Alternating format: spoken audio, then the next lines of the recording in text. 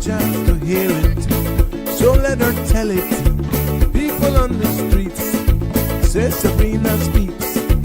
Tune into the show, she will let you know. Tell all your friends and family.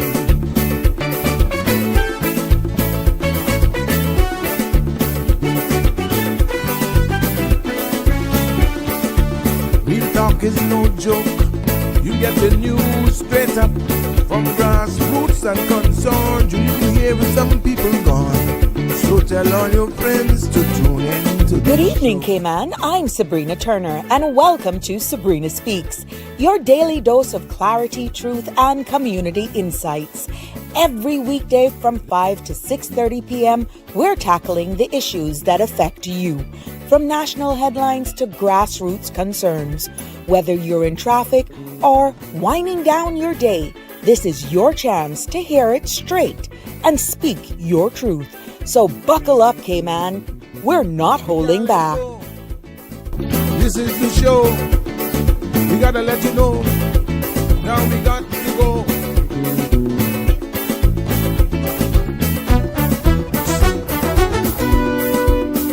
And now here's Sabrina.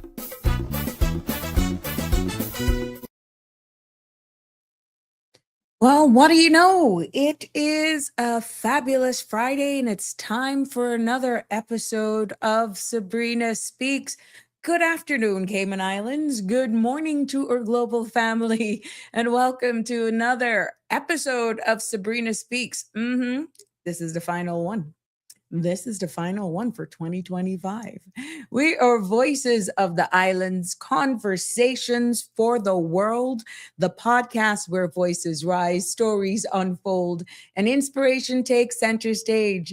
I'm your host, Sabrina, and yes, it's that time. I'm wishing everyone a happy Friday, having a fabulous one, I'm hoping. And I thought this was quite fitting for today. Have a fabulous Friday. My humble, and I'm hoping that this may humble you. May your cup overflow with love, joy, peace, and pure awesomeness. So, yes, that's my wish for you today on this fabulous Friday. And this, let me tell you, the lights are twinkling and the air is definitely festive. And tonight we're just not celebrating the season. We're celebrating each and every one of you. Yes, our incredible family. And we're going to continue with the discussion as well from last night, but it's a little mix of two things. But you, our incredible community, and for all of you being your supporters and just for putting up with me, because yes, this is our final live episode for 2025 before I take a short break and return fresh in January of 2026. And oh my, what a journey it has been. And the show has definitely grown. It continues to thrive and to reach new heights. And that's all because of you. Your voices, your engagement, and your unwavering support, all of which I am humbled and I am really, really grateful. So for every call, for every comment, for every moment, and I'll be sharing one little clip that was shared with me today. It seems so long ago, but yet it was just a few months ago.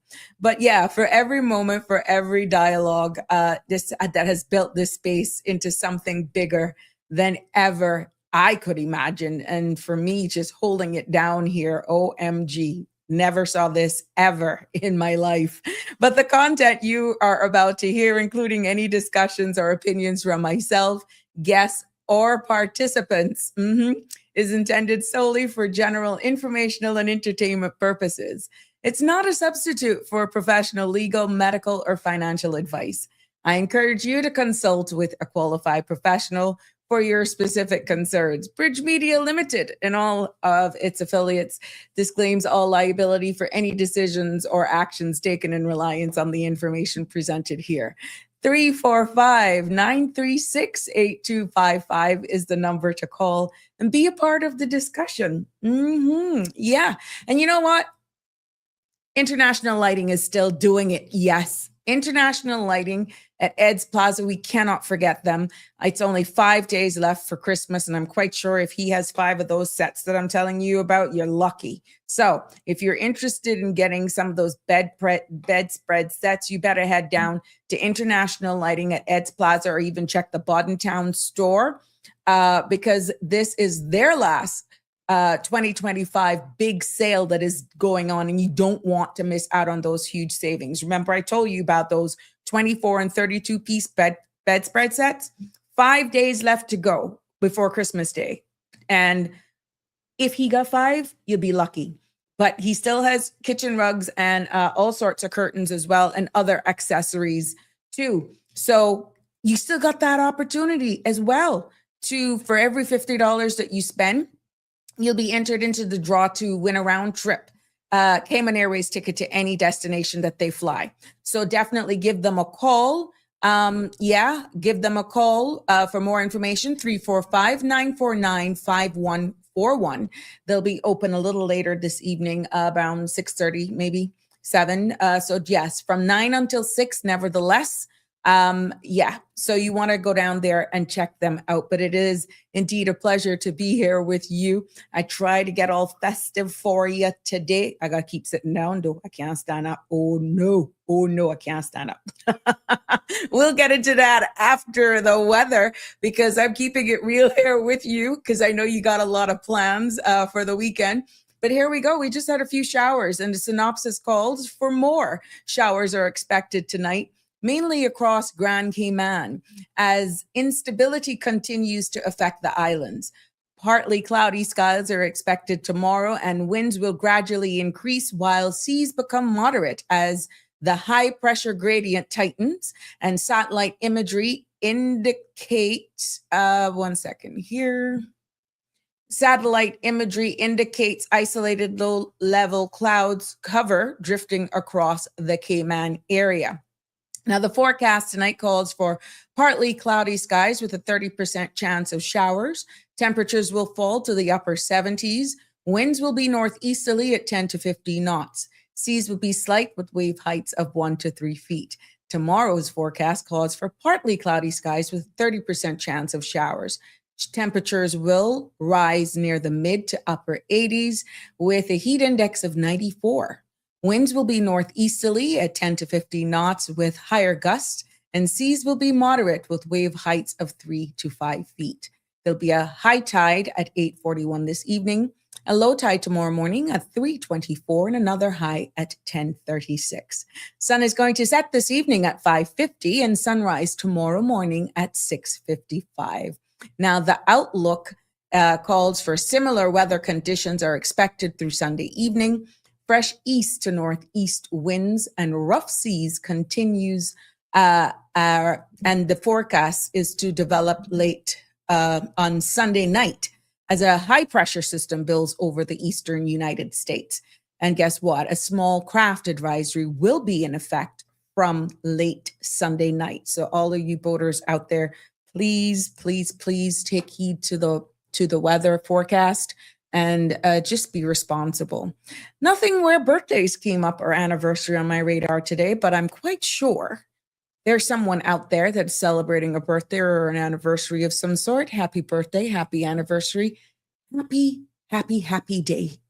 No matter what it is you're celebrating, it is indeed once you're above ground. And I wish you many more of whatever it is you're celebrating. But let's see who's here. Barbara G, how you doing? Good evening, my love. And Connie is definitely here with us. Oh, the regulars. Barbara G, boy. Good afternoon. Compliments of the season. Yes, there is. And it's definitely on the way. Marshall, it's good to see you, my friend. Good evening to you as, I don't know about you, but as long as Shireen. But yeah, I got plans. It could kick off from this evening, be it here and everywhere else. You got it, Connie. You know me, you know me. Well, hello to you, my dear. I'm trying, but you know, here the joke, Tisha. I got to sit down. I can't stand up. I got to keep seated. Damian Henry, happy Friday to you. Happy Friday to you, my dear. It's good to have you all here. Well, glad I don't manage those stuff at home. I'm free. Not so sure what that means. Yeah, you know me well. Connie, you know me well. And I'm kicking it off. I'm really going to look forward to just having some time. And I remember at the beginning I told you guys that I would be enjoying leave me alone. No managa, but not much. You fast. I told you guys that for the holidays, I was going to be enjoying experiences and just spending time with friends and loved ones means a lot to me. And I'm really looking forward to that this holiday season. But yeah, I love what I'm feeling going on here. And I welcome your feedback as we continue with today's episode. It's going to be a little lighter, of course, because we're celebrating you. And where's Jim? Jim's quiet, Connie. Go find our man. Go find our man. Well, have you heard? Yes, murder. Have you guys heard? Have you guys heard about the we got an early caller. Hey, good evening, caller. How you doing? Happy holidays, Merry Christmas. How's it treating you? Well, happy holidays back to you, and thanks very much for those wishes. I just thought, well, let me call in first of all to give some good wishes to a number of people, but also to finish off what we did yesterday, so that if we can finish off the hard topic, then we get into the lighter expression. Yes. Then we can get there into the lighter bit. So and of course, there's a lot to be fitted in, and there's always things which you don't predict which happen. I'm flexible. Yes, and thanks very much for that. Now, I also wish, in turn, in addition to wishing you, Sabrina, and yours all the compliments of the season, I wish the same for your audience, for the whole audience of CMR, all the other shows, including, of course, the lead show, the Cold Hard Truth. It's just amazing that only a few years ago, when Sandra started doing the show, it was very difficult to predict or even to just really think that today it would be really the biggest media house. And continue to grow. And continue to grow. And then I hope that, our calling in and trying to participate does help in that growth. And we are really grateful, and I think I speak for other people as well, for this platform, your platform and the broader platform, for allowing us to sometimes just vent, sometimes to try and see if we can make a contribution to the society. I mean, this is something you can take for granted, but really I don't think we should take it for granted. It's a very, very great opportunity to be able to come in and engage with people.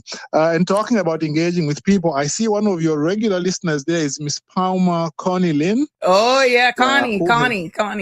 That's my girl. Connie, who has just become my friend on Facebook. Aww. So that's also very nice. So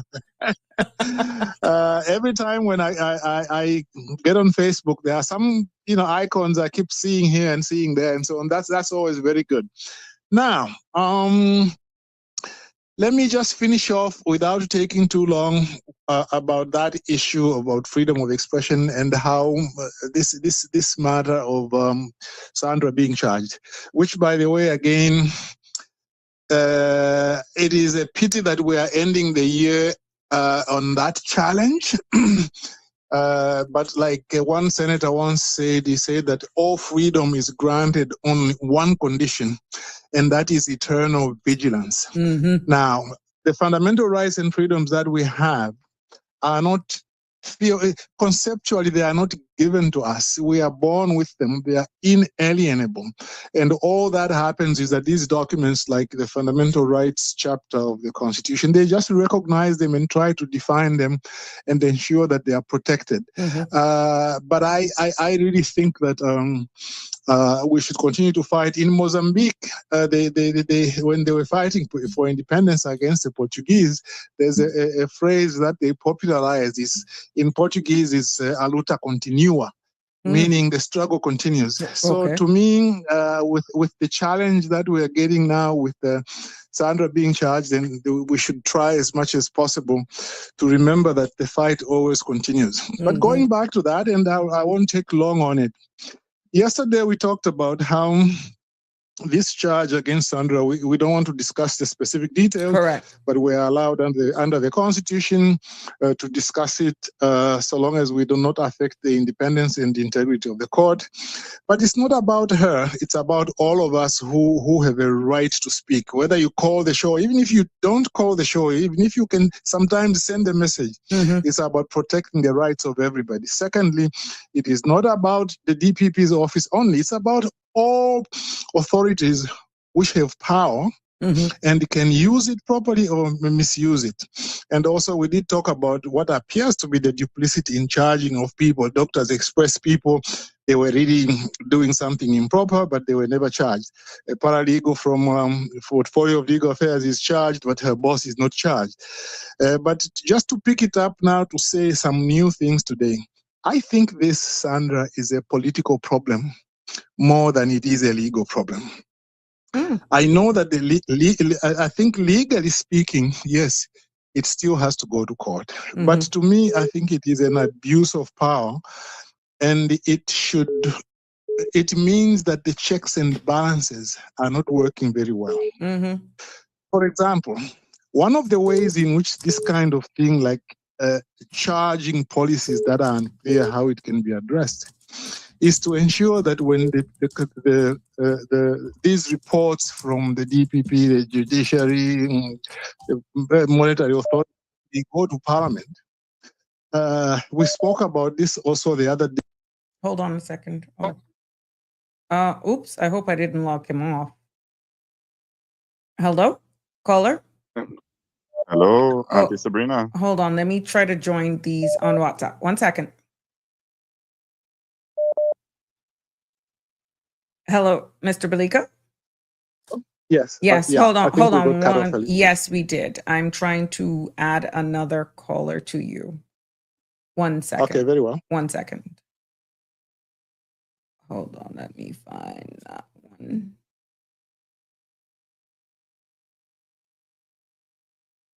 Just bear with me here. I'm just trying to get that. Go ahead, then I'll try to merge. Okay, very well. So we spoke the other day, and you educated me on one point, which was that one of the reasons that the reports from these different government entities, when they go to Parliament, one of the reasons that they are not discussed is because they come so late. Okay?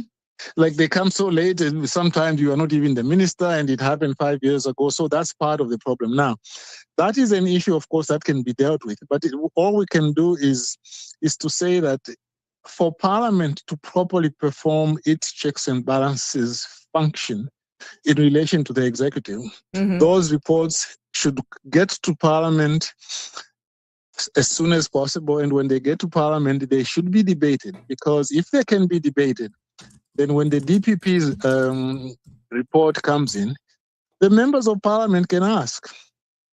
We looked at the issue of Doctors Express. The judge commented that there was improper conduct there. Why weren't those people charged?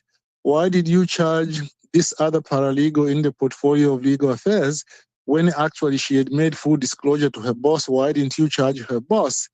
Why did you charge Sandra Hill again for an offense which is similar to the one you charged her earlier on, and the Court of Appeal said that you couldn't, that she won that appeal? Why are you again charging her again for a similar offense? Is it because you disrespect the decision of the Court of Appeal? We thought that once a matter is settled at that level, then it should direct you in terms of your prosecutorial decisions. Now, Parliament can't say, you shouldn't have charged this one or that one, but can ask for you to explain about the consistency of your policies. And if they don't have a policy, then they should do. If they don't have a policy document, then they should develop it. Now, so that's how I see that to be more of a political issue. Also, I think Cabinet too needs to look at issues of human rights as well. Mm-hmm. And if it finds that certain things don't work the way they should see what kind of powers they have to advance those things. Let me give you an example of the issue about firearms. The issue about firearms convictions has been very controversial, as you know, in the Cayman Islands.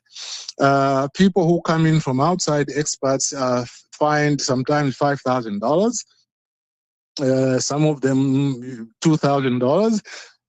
And then that's the end. A local person, very often a young person, is found with a firearm, 10 years imprisonment. Right. Okay. And I think it was Ulrich Lindsay with his Black Box website who made a Freedom of Information request to say, can you give us a list of how many Caymanians, non-Caymanians are charged and what sentences they receive. Mm-hmm. Now, I think that would have been easy enough information to provide, but they refused to provide that. They said, oh, it will unduly divert resources. Now, for me, I think Cabinet should have then said, okay, we will request it, not as an FOI, but as the government. We want to discuss it in Cabinet to see whether there's something we can do.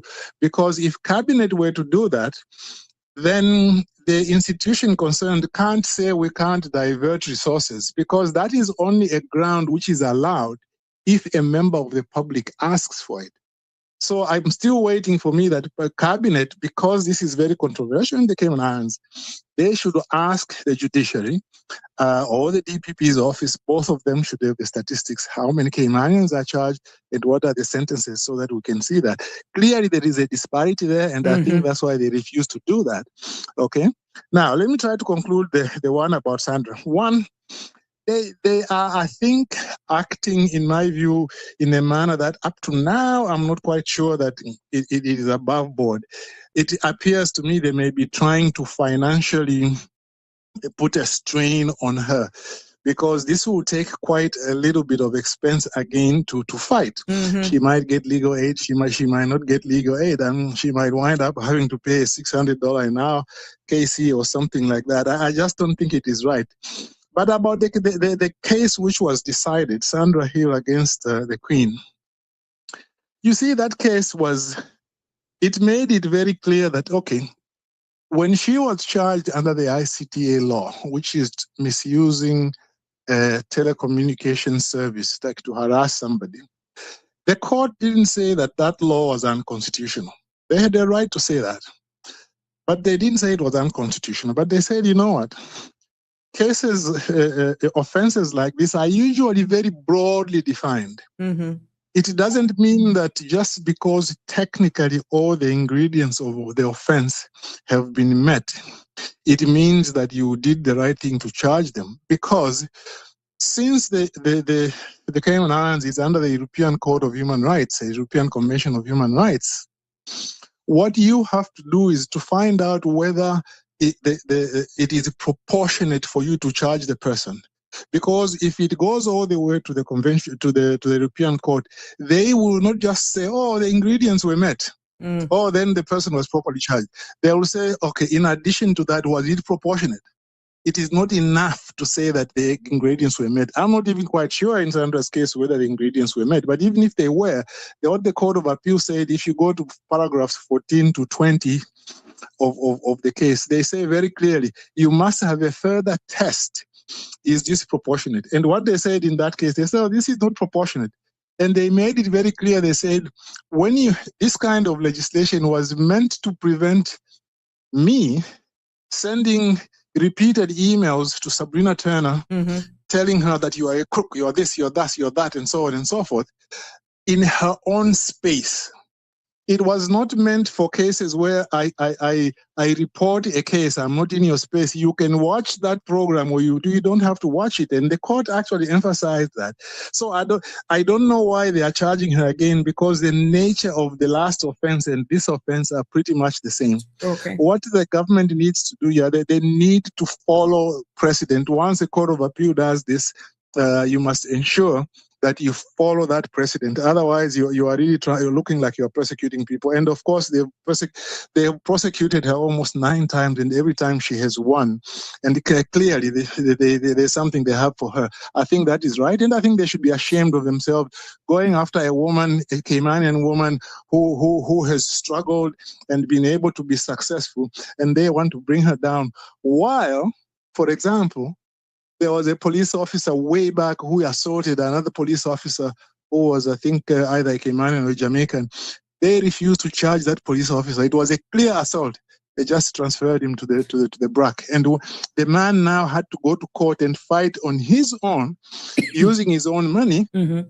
And then when he won the case, you know what the court said? They said, I think the problem here was that the disciplinary procedures in the police are not very good, which was utter nonsense. You know, you assault somebody else. If that guy had been Caymanian, his goose would have been cooked. But let me leave it there. But hold on. In the same vein of freedom of expression, as we see that is contained in the Constitution Order of 2009, where the Bill of Rights come in, and we're on that topic. That specific area actually covers the right to speak freely, write or publish opinions, share information through media, art, or other forms. And it also protects the rights to receive information and ideas. So I'm not so sure whether or not, like what you have alluded to, like the real Michelle said, and I don't know if you can recall, she says that I think I read Sandra's judgment, and if I recall, the RCIPS were specifically warned to refrain from targeting her. Do I recall correctly? Now, even if that's the RCIPS, this is totally different, isn't it? This is from an individual. Am I right here? You mean in this particular case? Yeah. You see, the thing about this. Go ahead. Yeah, the thing about this is that because in a sense, it involves an individual, and in a sense, it doesn't. Both of them, actually. You remember the other one was, it was the person who she was reporting on, okay? And then that person went to the public, to the DPP or to the government. Eventually, the government charged him. So that there were issues as to why didn't that person, if that person felt that they were defamed, why didn't they sue in a civil court? Was it because in a civil court, maybe they knew they wouldn't succeed? Because in a civil court, for defamation, you have to show that what is being said about you is a lie. Okay? You have to prove that. But in the charge that they charged her with, you don't have to prove that it is true or a lie. That's what the court said. So it was much easier, therefore, to just go there to say, oh, this was a bullying thing, and the judge in the Grand Court said, well, I don't have to go into whether or not it was true, okay? I don't have to go into that. You have just bullied somebody, you're guilty. But when it went to the Court of Appeal, the Court of Appeal said, well, the truth of it is also relevant because it is relevant to the issue of proportionality, okay? So, and then they said, well, so since you didn't get into the truth of it so that you could make a proper assessment as to the proportionality, then we don't see that this conviction can stand. And so you will find that this current one is similar because I understand, again, it came from the old politician, went to the police and said, this person is reporting about me and the person who used to work for me. And then the DPP gets it. And then charges. So do you see they are similar? It's like there's a private side to it, but there's also an action by the government. Remember yesterday I used the term the chill effect, and I got a message afterwards, asking what that meant. And just for clarity, it pretty much means when people hold back from speaking freely because the environment is designed in such a way that they fear of consequences, even if the law technically protects them with their right to speak, as we're pointing out here. It's not about being, I would say, legally silenced, but it's about that feeling of being pressured or intimidated into silence. And that's what I meant when I said the chill effect. And that is a real thing. Okay. That's a real thing.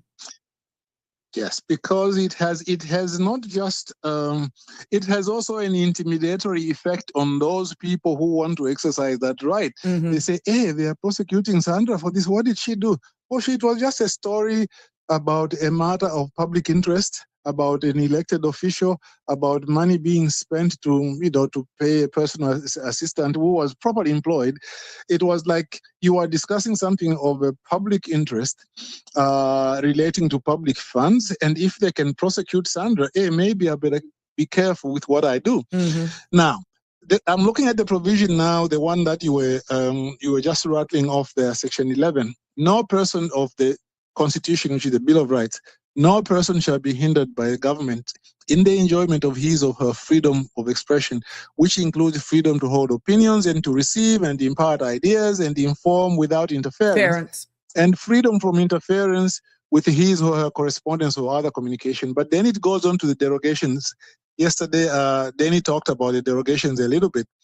11.2, he said, nothing in this law done under done under its authority shall be held to contravene this section to the extent that it is one reasonably justifiable in the democratic society, one in the interest of defense, public safety, public order, public morality, public health, and it's got a number of other things there, or where it protects the rights and freedoms of others, or protecting certain confidential information. I don't want to read it all, but basically there are certain exceptions. There are certain exceptions to say, yes, you've got freedom of expression, but you can't cry fire in a crowded theater. You've got freedom of expression, but you can't defame somebody else.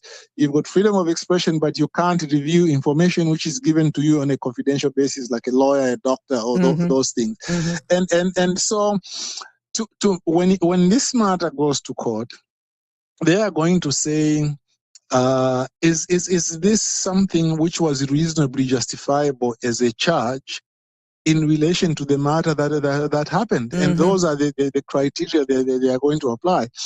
I think that one of the things that a government needs to look at is to try and clarify this law even by statute. Because if we are going to rely on the courts, by the time you go to court and you win your case, you spend so much money.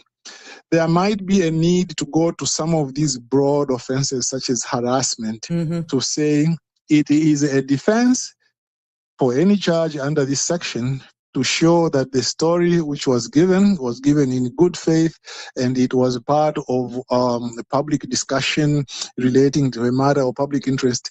Like, to make it doubly clear that this harassment, although it is very broad, if you fall within certain categories, they shouldn't charge you. Rather than always relying on the court to interpret it. And then you can use the reasoning of the court in the Sandra Hill case to inform how you craft the law so that it is clear. Because at the moment, we are just relying on the court case to interpret the law. So what we should do now is take that interpretation of the law, reduce it into words, into the section, so that it is an exception which everybody can see. I think that will protect people better. Yeah. Well, that's what I used to do. Yeah. Obviously, you walking like you're talking it as though it's a walk in the park. For you, it is, and that is why it is so good for us to actually ventilate stuff like this.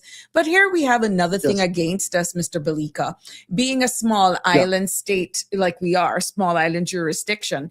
You know, even though the truth is that our Constitution protects our right to speak, as I alluded to, under Section 13, but even being able to do that here in the Cayman Islands, exercising that freedom of expression can feel risky. When people think about their jobs, you know, how there could be that intimidation, even if it's a policy or something that you want to voice your opinion on, that is the downside of being a small island jurisdiction as well. And hence, again, we're hearing the term, the chill effect. And that can just put you straight into some isolation, or like what you've alluded to, could wipe you out financially, just trying to defend yourself and defend the same right under the Constitution that is put here to protect you. Look at what it takes for that to be effective. Yeah. And that is a very important point because, and I have this discussion with some of my Kenyan friends from time to time. If the law is reasonably clear, for example, that you have a right to freedom of speech and you read it there, it covers you. The government should not deliberately charge you in a doubtful case. And then when you contest it, then they say, oh, but you see, if you've got a problem, go to court. No. Because going to court is not just like walking into Kirk supermarket and picking up a pack of tomatoes, okay? You need to get your advice, your money, and so forth. And that's one thing which needs to improve in Cayman.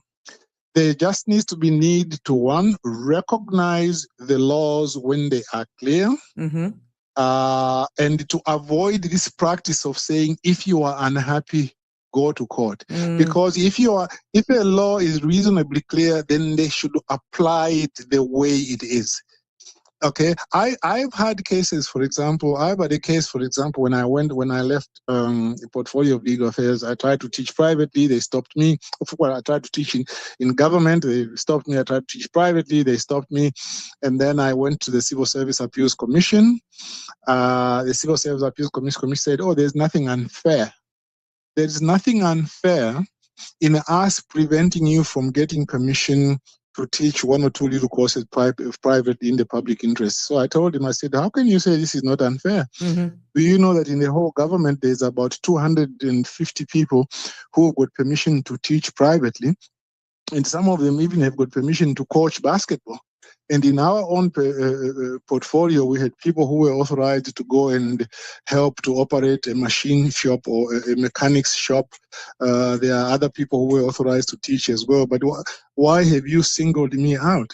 But what the Appeals Commission said, oh no, we don't think there's anything unfair. But what we suggest is that you get in touch with the Deputy Governor's office. Maybe they can resolve this amicably. So I told the commission, I said, no, but you can't fob me off like that to the governor, because it seems to me, I've been unfairly treated, but you don't want to say so. You want to beg the deputy governor to sort of like force my portfolio to make a certain decision. Okay. And then when I went there, by that time it had really like broken loose. And I went to court. And when I went to the deputy governor, I said, Deputy Governor, is it possible for you to resolve this? Because I think there's no policy preventing me from teaching privately. You know what deputy governor said? Said, oh, you've now already gone to court, so we have to wait for the court to decide. Now, that's the wrong attitude. What the deputy governor should have done, portfolio of civil service, to advise the portfolio of legal affairs to say, this is the policy that we have, that people should be allowed outside working hours to do certain things, so long as those things are not in direct conflict with what they do in the office, and so long as they maintain a certain confidentiality. And then if the deputy governor had so advised them, maybe I wouldn't have gone to court, or having gone to court, I would have withdrawn the case. So do you see? So the laws are there to protect us, but unless de facto people can understand that, people in authority, and they can be held accountable when they don't do the right thing, then that's a problem. For example, in a case like that, it should find its way within one of the reports of the civil service. And then when it goes to Parliament should be able to say, but why did you stop this one from teaching, but you allowed the other ones? You have to be clear with your policies. So in other words, yes, the protections are there, but people need to recognize them and respect them and be held accountable when they fail to do that. But then that's just, I mean, but like we have seen where persons are like, okay, I know my rights. It's just like it's right there, but what it takes financially in order to actually fight this beast is why people actually retreat, why people see even the social pressures of let's say appearing on public forums like this, because one, they fear backlash, and they're fearful of, again, being in a small island jurisdiction like this, they could be overlooked for a promotion. They could be, even their family business or their businesses could be impacted by this because of the sheer size. And economic survival is where I think we're getting here. if they can literally use the system to almost put their feet in your throat to strangle you financially, that's where then strangle you you pretty financially, much you pretty much just capitulate, you just give in.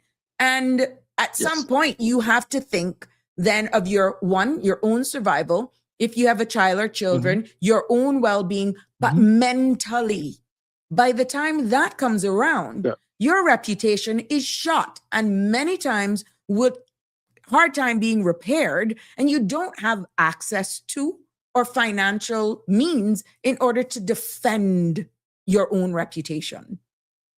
Yeah, you see, I've been resisting very strongly, and not to say what happened to me precisely about what we are talking about, but let me first deal with this issue of access to the cost and the expense. First of all, when you join government or any organization, but let's talk about government. When you join government, there are certain restrictions you have to accept. If, for example, you are a chief officer, you cannot be seen going on a political forum campaigning for a party. Okay, that's an extreme case. But also, you cannot be, even privately, an advisor to a political party. And we can go down there. There are a number of things which are defined, which are said you can't do that. And there was a case which went to the Privy Council. It's called. It was from Antigua. What happened was there was a demonstration in Antigua against corruption, and some civil servants attended. They were not really senior civil servants, people, accountants, assistant accountant level kind of people. They went there. And they were dismissed. And so the issue became, I am a civil servant. I have got freedom of expression. And if I go there and I join a rally like that, you are saying that I can't do that. You are saying that the rights in the Constitution don't apply to me. And the Privy Council said, look, you have those rights, but there's a balance we have to draw. If you are really senior, you can't be seen in something that is opposing what the government is doing. But if you are a civil servant, middle level to lower level civil servant, you joining a rally against corruption is not a violation of your duties in government. You are exercising your right, and also you are not part of the decision makers in government. And so they insisted that civil servants at a lower level have got greater freedom to exercise their rights under the Constitution than those who are at senior level, because at that level, there's a conflict of interest. When you are supporting your minister to take certain decisions, you can't be seen going out there to do that. So people must understand it. This is a matter of rights, that if you are at a lower level of government, that you do have more rights than your chief officer. But talking about costs, there is something that I'm fighting in the courts right now in Cayman. This is the issue of costs in government, in the court. In the courts, as you know, they've got this expression, costs follow the event. So in other words, if you lose a case, you pay not just your own costs of your own lawyer, but you pay the costs of the lawyer on the other side. Correct. Yeah. Generally speaking, now there are some little tweakings there. They can either make you pay the whole amount, or occasionally they might make you pay a small amount if there was like partial success. But keep it simple for purposes of radio. If you lose a case, you have to pay costs on the other side. But you know what? If you conduct your own case as a private individual, you don't hire a lawyer, and the person on the other side hires a lawyer, you are really, really disadvantaged. Because if you win your case, the maximum amount you can be paid under the Grand Court rules, because you represented yourself. Because you represented yourself, the maximum amount that the other side can pay you if you win is at a rate of $30 per hour. Are you kidding? Yeah. But if you lose, and the other guy hired a lawyer and was paying $500 an hour, when you lose, you will pay at the rate of $500 an hour. Do you see?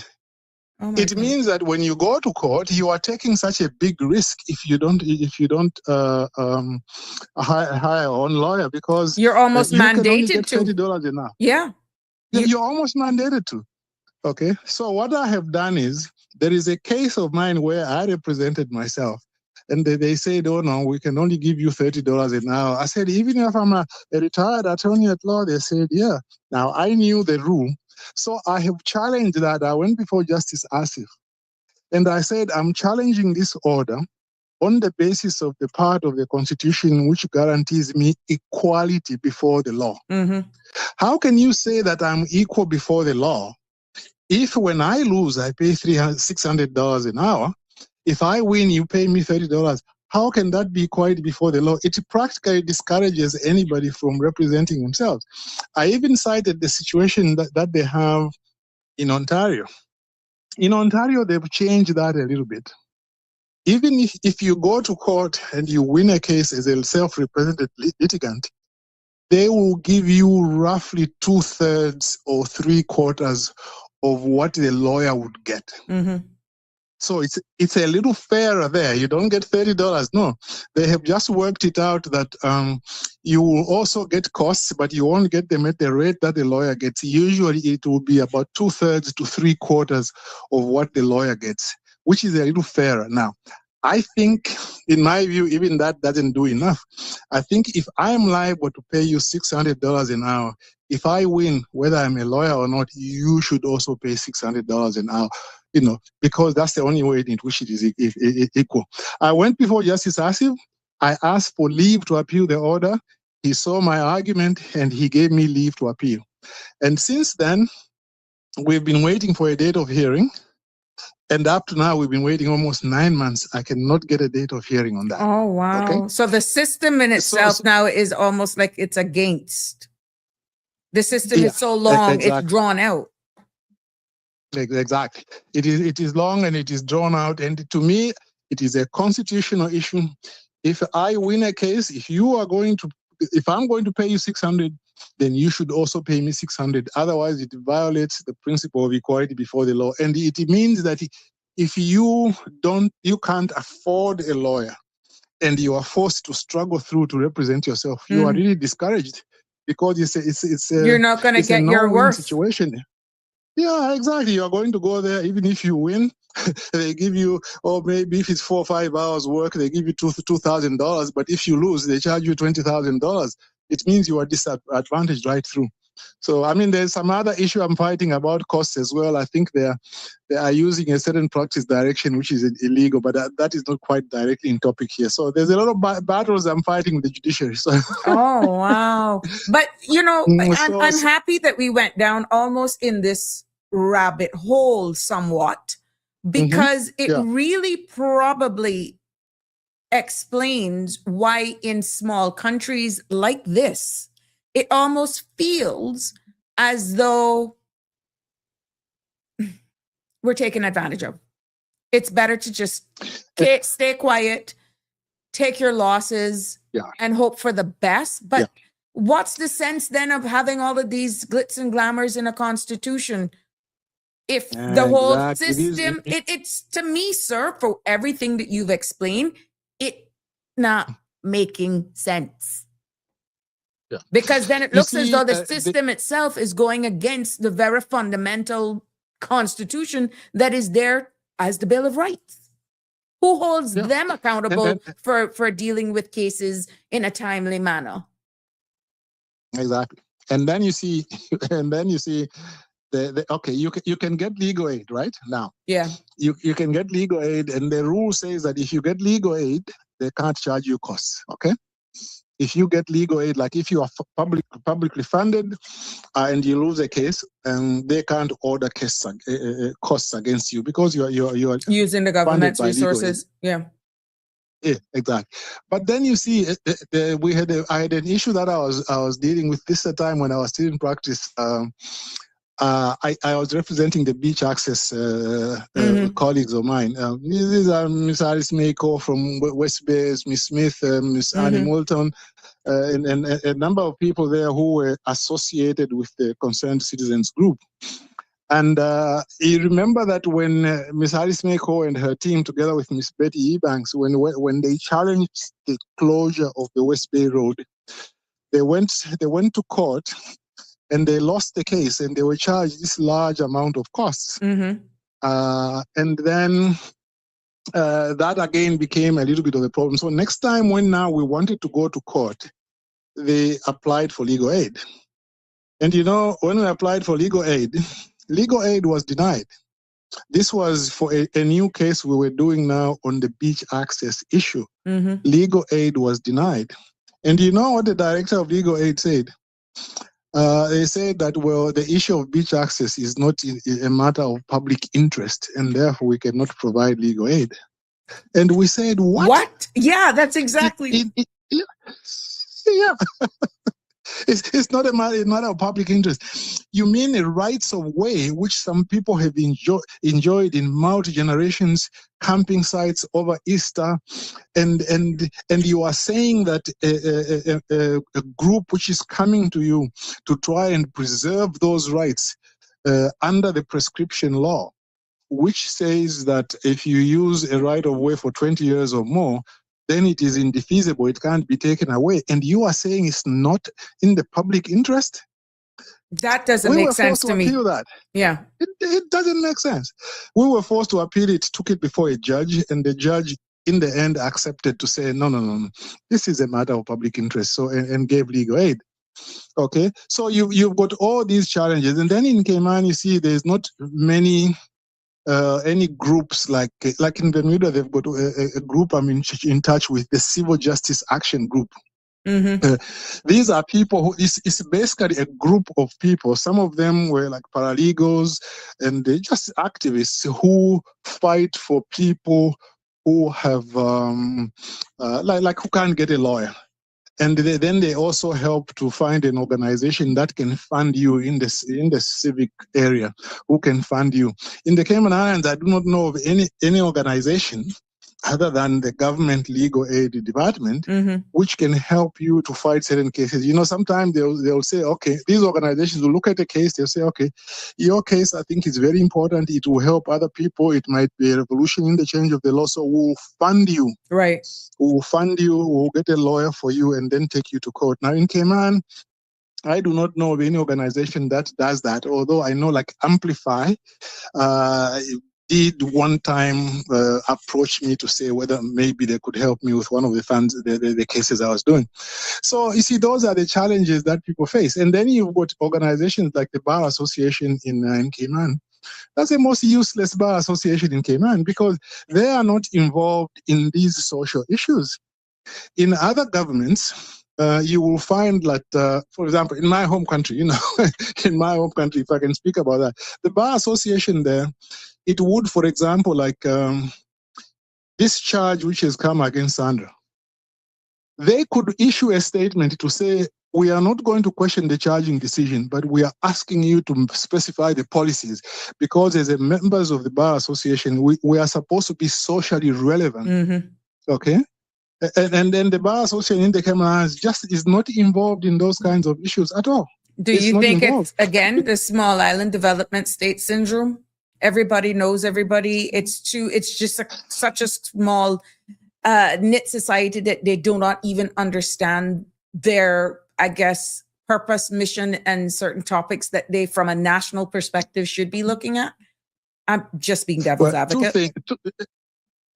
Two things. One, yes, maybe the small island syndrome is such that maybe they don't understand that, but also because the number of expatriate lawyers in the Cayman Islands, British lawyers and so on, is a large group. I don't think they are very much invested in social issues in the Cayman Islands. So that's a little bit of an issue there. So there is a lot really that needs to be done for things to be. But it seems to me there's going to take a lot of unity and a lot of togetherness at the end of the day, because even though we're talking about this issue, it dovetails straight into freedom of expression and why we're seeing people saying, you know what, who, not me, if good come, I can get it. If bad come, I'm going to get it. But if we continue down this road, Mr. Balika, what's the sense of having a constitution and a Bill of Rights? Exactly. Why do you have a constitution which says, oh, these are the institutions supporting democracy? One is the ombudsman. The ombudsman does something you don't like. You want to get rid of her. But that's my opinion, okay? That's just my opinion. And then you've got the Human Rights Commission. I have tried to go to the Human Rights Commission regarding one or two issues, but basically they could see what I was saying was correct, but they just said, well, there's nothing here. I complained against a judge who I won't name. I went to the Judicial and Legal Service Commission. I established with 13 emails that this judge was lying in what he wrote in his judgment. And it turned out that the Judicial and Legal Service Commission did not establish, for 7 years, they never established the rules which are necessary to allow me to complain.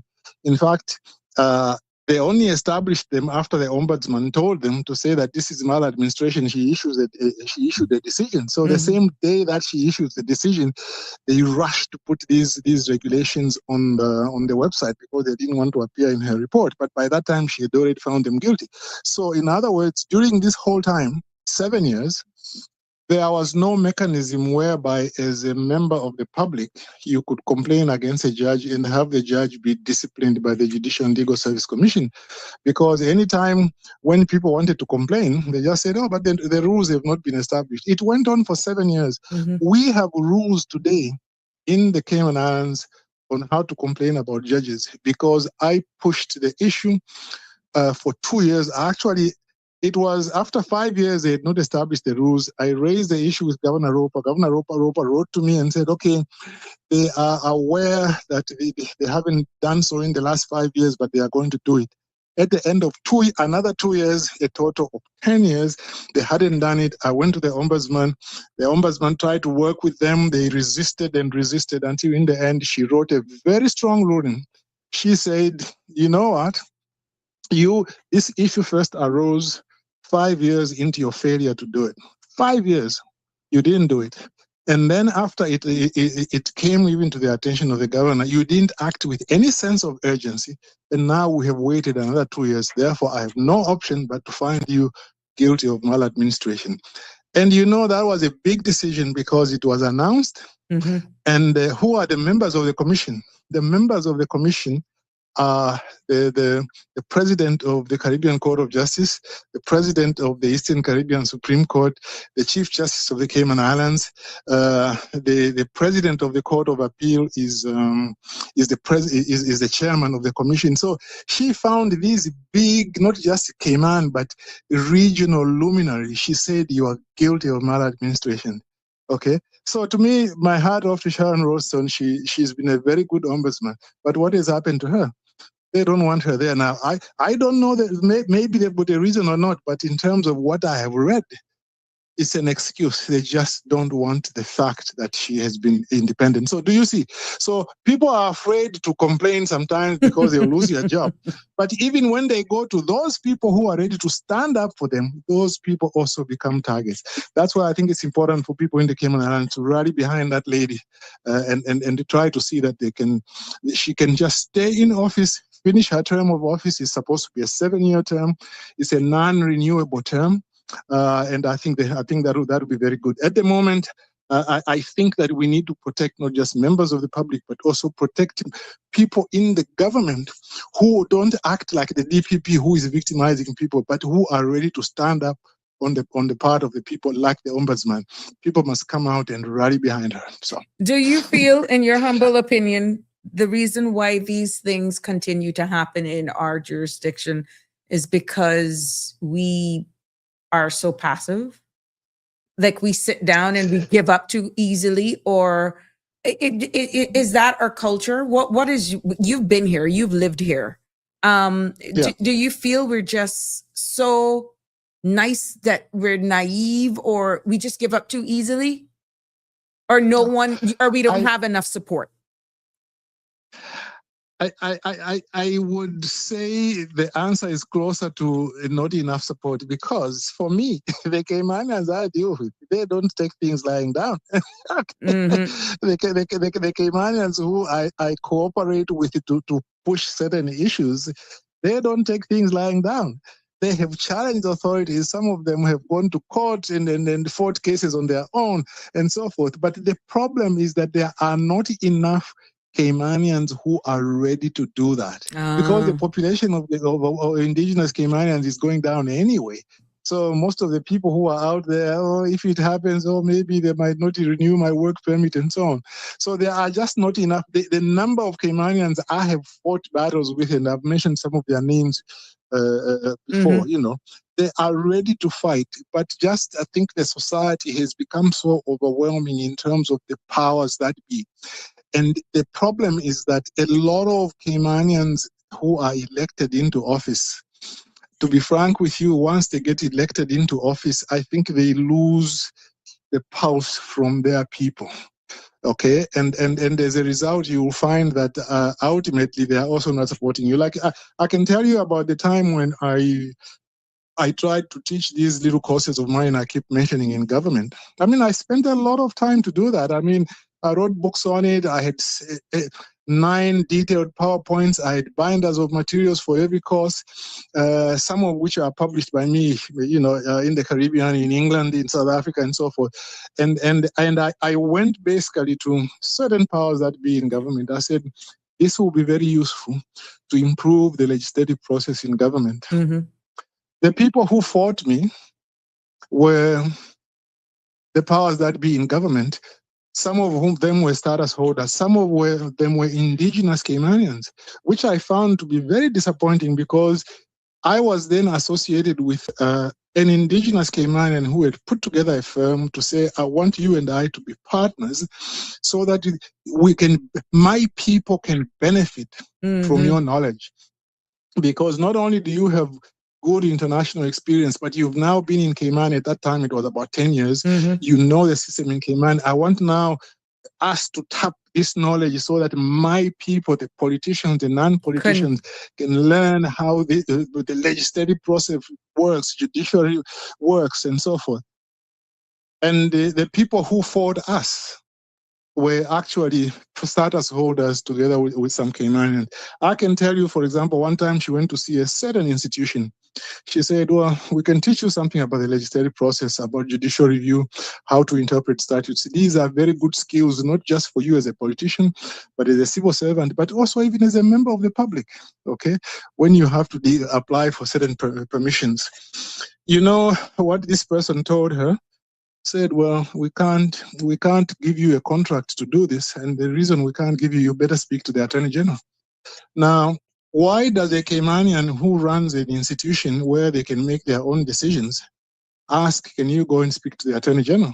It's because they knew that the Attorney General was against it, and they were afraid. Oh, wow. But do you see what? Exactly. They were afraid to do that. So this is really, really a problem.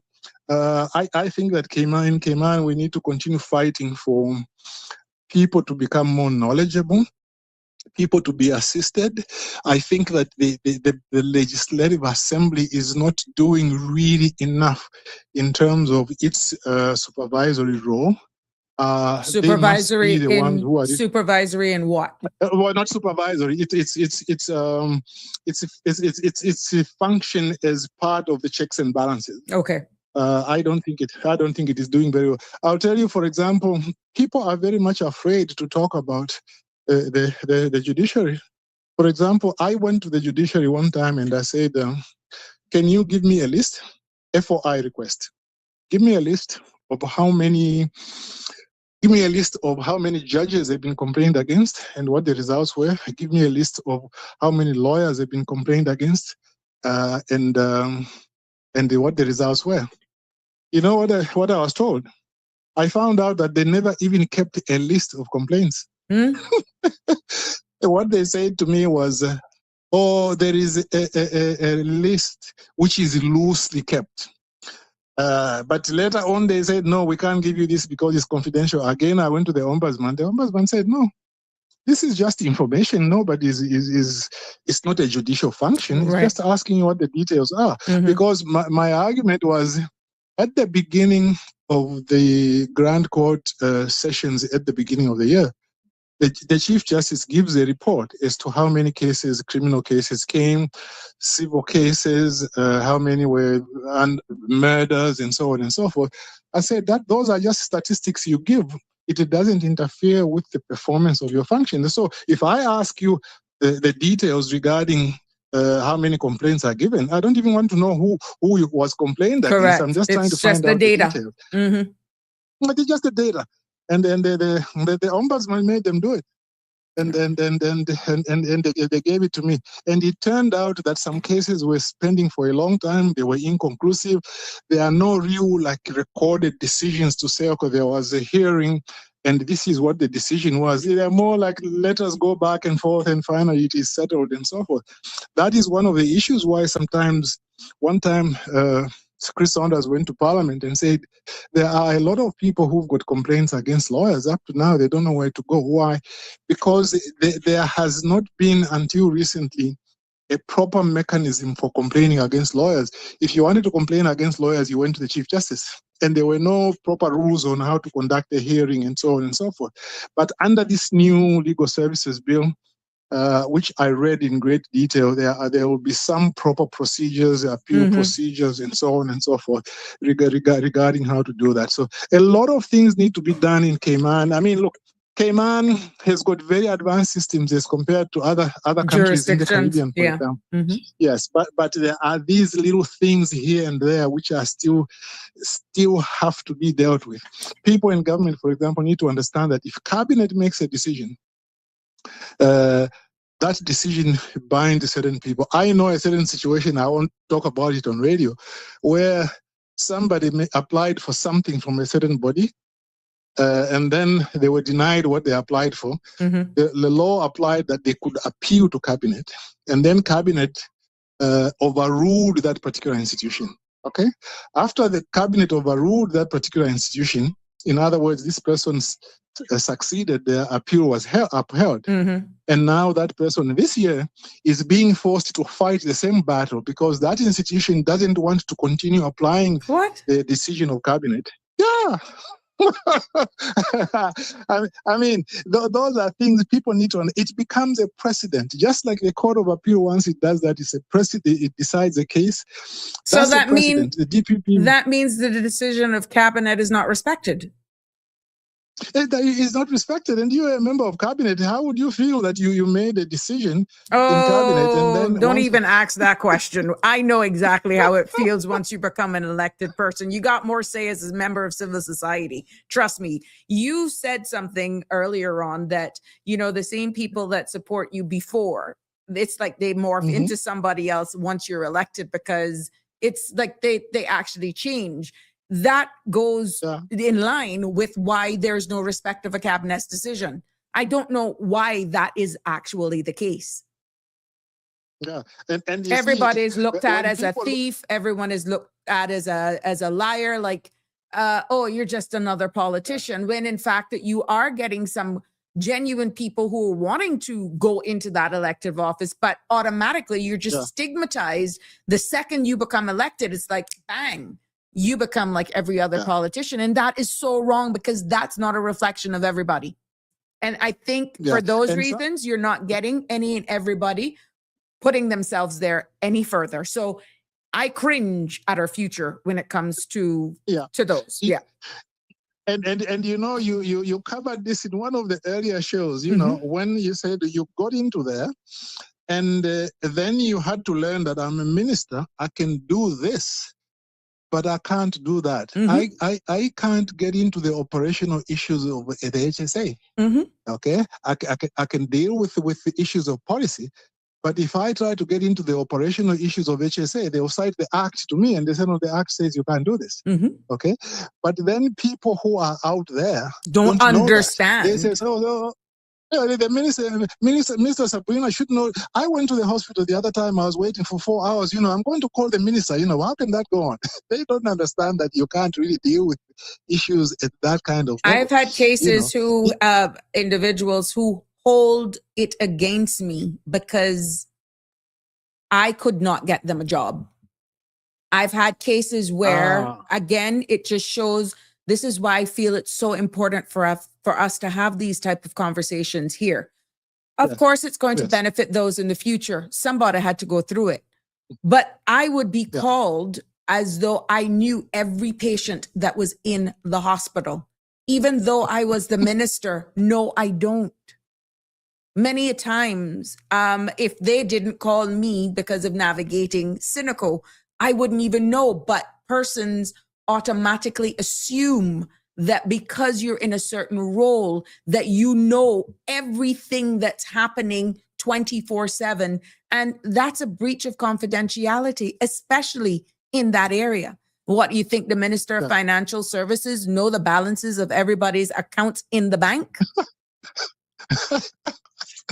This reminds me of a discussion that Kenneth Bryan had with Franz Manderson on, I think it was on OC's show, because I have engaged OC quite a bit, and also Minister Bryan, especially when he was in the private sector, but sometimes speak to him privately as well.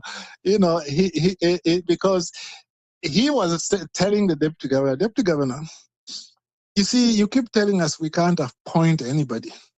But you see, our people are coming to us saying the policies that you are following are shutting us out of certain positions. Okay? So now when that discussion went on, then I called OC one time. I said, OC, what the solution to this is as follows. The deputy governor is right. Under the Public Service Management Law and also the principles of separation of civil service and the political directorate, you are a political arm. You can't tell him who to appoint. Okay, we can't tell him who to appoint. But you see, you also as politicians, you have got a certain duty. People expect you to facilitate the creation of jobs, to facilitate people being trained so that they can have opportunities to apply for these jobs. So what I said, what you can do is call the deputy governor. Let him know, Deputy Governor, this cabinet meeting, we want you to set down, we want you to set some targets of Caymanization of certain positions in government. Okay, we will not tell you who to appoint, but we want you to set targets. Is it possible that by such and such a year, we should have such a proportion of people at this level and that level is Caymanians? Is that possible? And then the Deputy Governor will say, well, I can do that, but I will need money for training, for expansion, and so on and so forth. So the cabinet then said, okay, fine. If what you need is money and resources, we'll give it to you. We are going to appropriate money for that. Yes. But meanwhile, can we agree, you and us, that these are the targets you are going to meet and that we've given you the resources?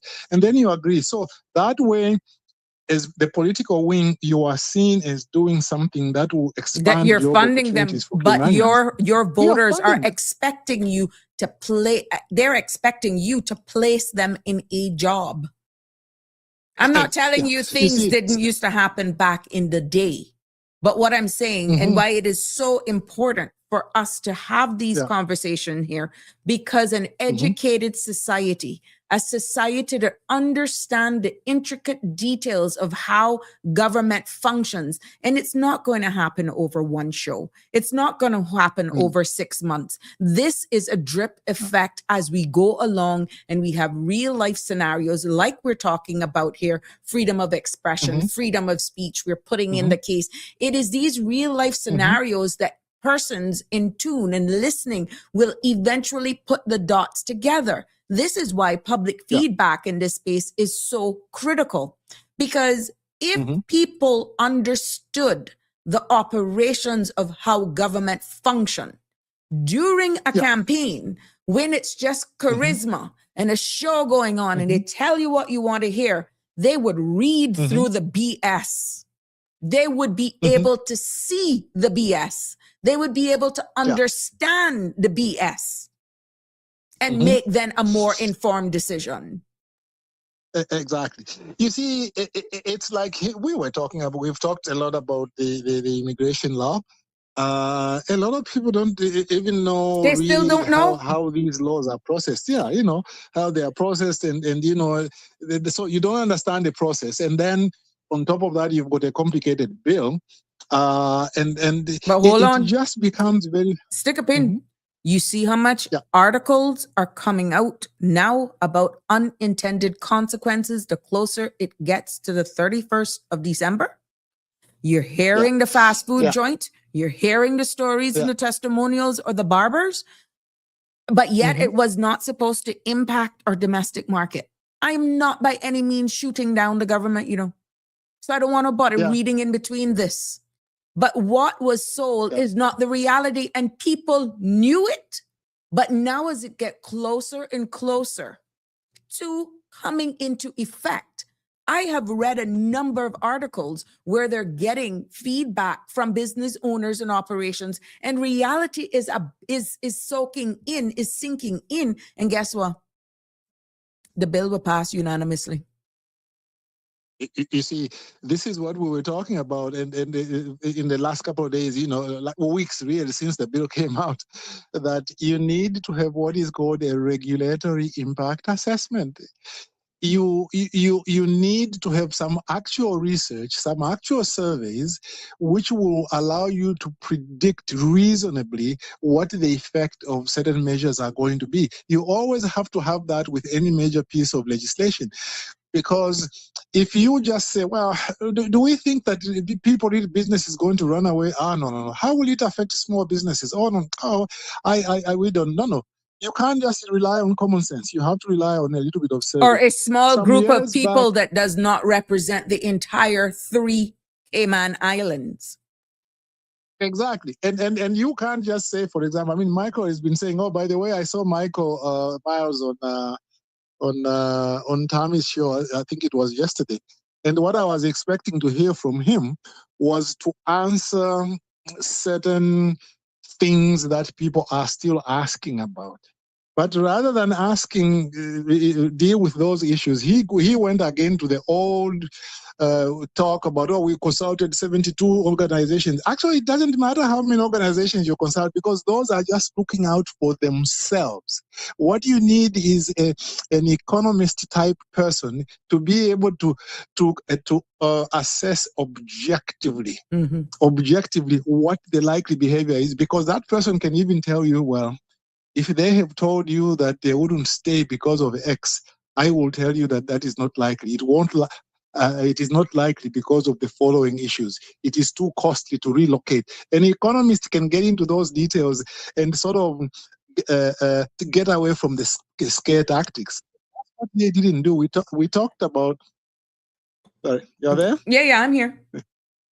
Yeah, you see, you have to get a regulatory impact, and because that's how you wind up sometimes making a wrong decision. Way back, I think somewhere around in I forget now whether it's 1982 or 87, I traveled through Europe, and I was working for a different government, and we traveled through Europe, and that was the time when the European Union was projected to come into effect in a certain year.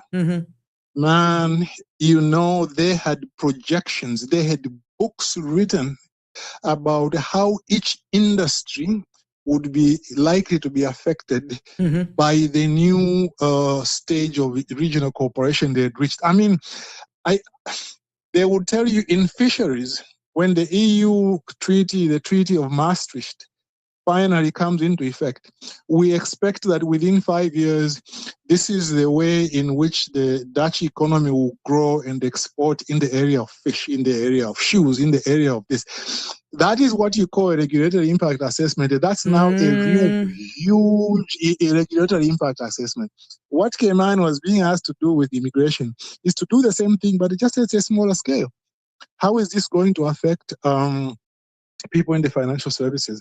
What are the kinds of people who they employ? How long do they stay in the office? What is the incentive which makes them come to Cayman? If they have to relocate, is it more expensive to relocate than to pay the additional fees? Those are the sorts of things you have to look at. And then when they come to you, they say, oh, no. We are going to move if this happens. You will be able to say, for you to move, you need $1 million for you to move. But if you stay, you'll just pay maybe $20,000 a year, for them to satisfy the new measures. You are clearly not going to move. You will exaggerate it, but you won't move. Yeah. So the government really needs to get into a regulatory impact assessments. I'm not saying that governments really do everything wrong, but it's just that you have to continue to advance your systems so that when you are dealing particularly with complex issues like immigration, which, I mean, let's admit it, immigration is very hard to do, particularly now, because it was left too long. Mm-hmm. It was left too long. In such a big chunk, and then you have all of the additional fees that are coming at the same time, and people are still, I gotta call this, people are still trying to rebound from COVID. Yeah. You realize the reset hasn't really reset. Yeah.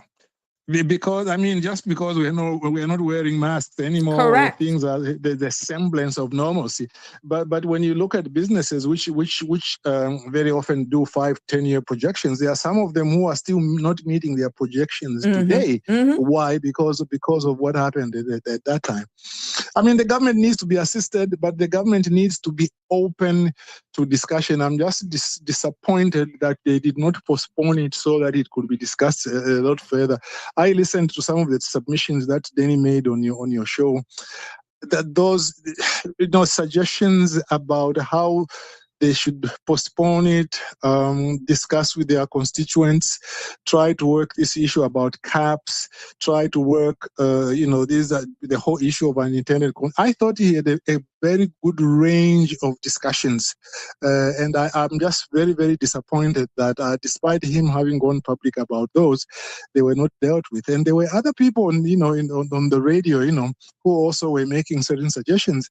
But the government is not explaining what they are supposed to explain. But let us see what happens. It will come into force 1st of March, I understand. Or in March. I don't want to give a date because I heard in March. I just heard in March.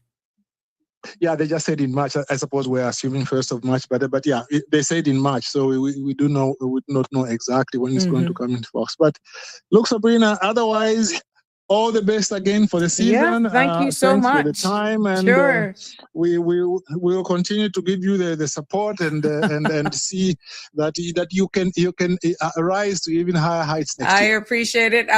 Real Michelle is saying kaboom to our educator. That's to you.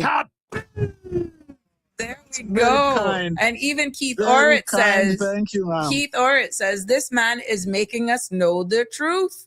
So you've been getting a lot of feedback there. And Keith also said earlier that when they fire people like the ombudsman who is keeping the laws of the land, this will cause serious problems in the Cayman Islands. So that was said before he confirmed that you are speaking the truth, because I was putting these up. But people appreciate your contribution, Mr. Balika. And I mean, I have learned so much along with you, even though I thought provoke as well. I throw in those hatchets every now and again, deliberately, so that we can learn in this space. But I want to publicly wish you and your family, whatever is in store, all the best for 2026 for you as we continue to evolve and develop in this space.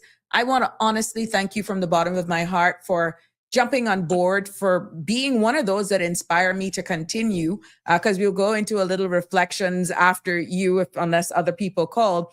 But, starting out where I started out, having not been successful at the polls, however people want to define that, and just coming into this space. I mean, persons like you, seeing exactly what I want to turn this space in, and how I still am able to help where knowledge is concerned with the law.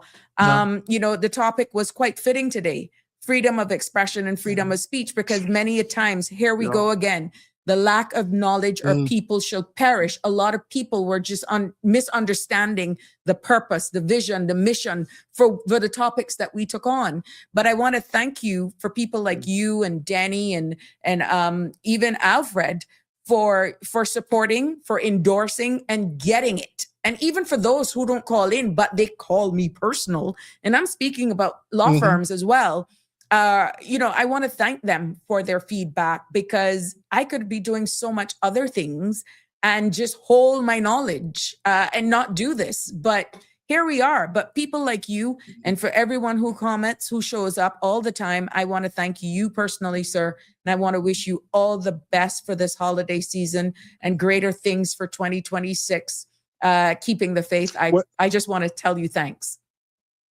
Well, thanks very much. I'm very much inspired by the whole the people who usually call, send in the messages and so on. They help me refine my thoughts. They also teach me more and more every day about the Cayman society, so that I can hopefully say something that will be useful. Otherwise, thanks very much. You take care. We'll keep the fight going. Yes, yes. Merry Christmas. Take care. Thanks again. Merry Christmas. You too. Sure.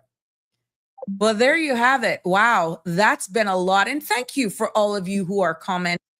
And for all of you who are commenting and making your statements, you know, at the end of the day, this is what this is all about. And it's all about you. I want to take this opportunity to just say a big shout out to Slay Beauty Bar. All of those down there giving trouble in the evening. I want to wish you all a very Merry Christmas to all you, and for just keeping it locked. Also to my girl Antoy, Miss Lorna's Fashions as well. Eddie and the crew, Eddie, yes, at Ed's Plaza. I want to thank you and wish you all a very Merry Christmas, and for keeping us definitely in your ears every evening. Thank you for your feedback as well. Even if it's constructive criticism, all is welcome, because as you can see, I continue to raise the bar here.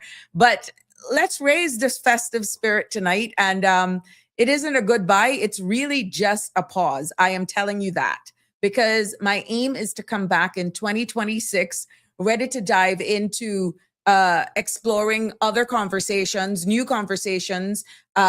challenges as well, and new opportunities as we continue to grow together. And it has really been one heck of a journey. I've never, ever would have thought this was, let me just get back up this link here. Hold on. Let me get back up the link.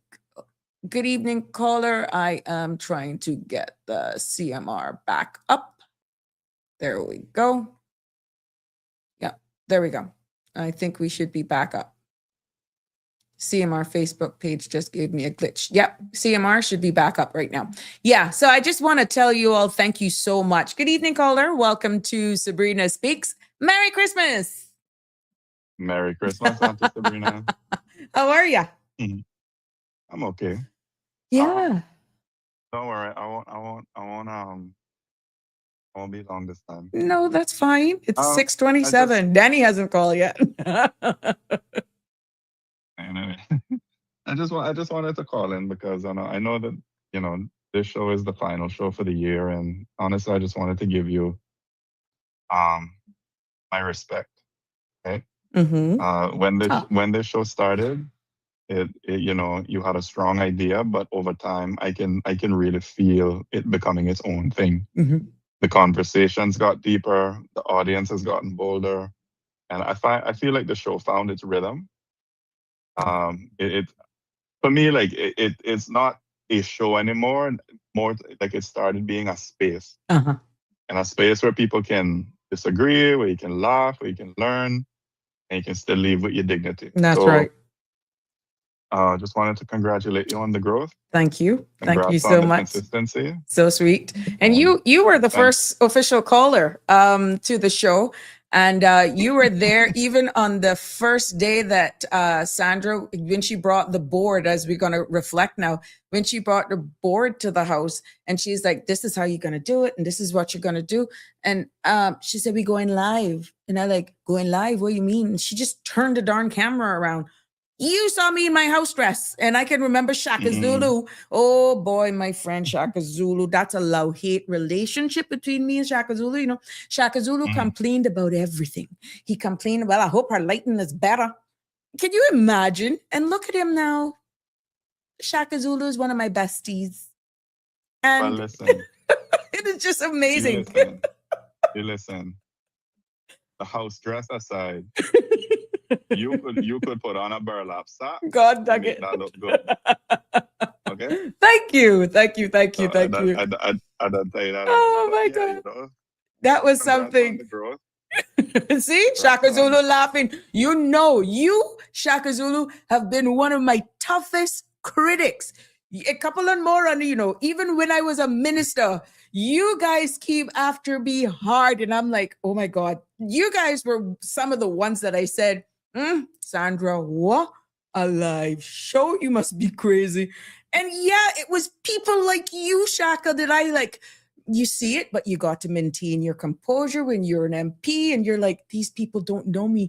Why? I wish they would understand. They're missing the point, but you just don't. And now look at you, Shaka Zulu. But Alfred, thank you so much. Shaka Zulu isn't the only one, it's a couple more. And over time, with me being so candid, inviting you into this space, people like yourself, Alfred, that because your clip, I'm going to play your clip. I met you after the show started, and I want to say just thank you, because from day one, we just hit it off. And we're in this content creator space. You come with some hard-hitting facts. You're prepared. You even got some secret admirers in the background. I'm going to hook you up yet. No. It's going to be to Sabrina's connection. 2026, we can go anywhere with this, but No. Oh, okay. Oh, you like the LaQuisha, you're brute, but she got unleashed after 7. LaQuisha coming out at 7. LaQuisha's coming out as of 7 until I get back. But no, serious, Alfred, I want to thank you for your support, to be honest. And we love your cook food. I love you too. And you know what? The good thing is Shaka Zulu commenting, Alfred. Shaka Zulu bust out laughing. He keeps laughing, right? And Auntie Sabrina, we love you like cook food. What a mess, huh? What if he even get I'm assuming it's a he. Some of my cooked food. He probably won't go home. But it's just funny how the relationships have actually developed here, the respect, the bonds, and there are going to be some very hard-hitting conversations that we're going to have. And as we expect more legislation to come down the tube from our elected arm, let's declare it now. Sabrina ain't coming after nobody. Sabrina and all of you, Alfred, Mr. Balika, Danny, Siobhan, anybody else who wants to participate, any lawyers out there who wants to come in or give advice, we are educating the public. Please remove personal from these things. We're not coming after anyone personally. So there are going to be some emotive conversations that are going to be had as we continue to evolve in this space. And it's going to be a very interesting journey, Alfred. Well, thank you for giving us something that isn't just noise.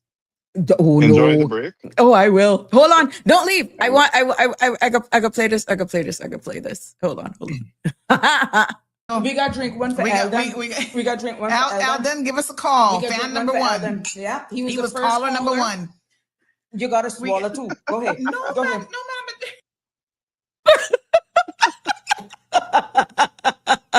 Now look at where we're coming from. Confusing me with this poor guy. Who that is? I know. We got drink one for Alden. We got drink one for Alden, give us a call. Fan number 1. Yeah, he was caller number 1. You got to swallow too. Go ahead. No, Go ma'am. ahead. Why did you stop at that? Enjoy the break. Oh my gosh, I will. We'll be right back with you next year. Definitely. And I'll keep in touch. Definitely. Thank you so much, caller. Bye-bye. Thanks.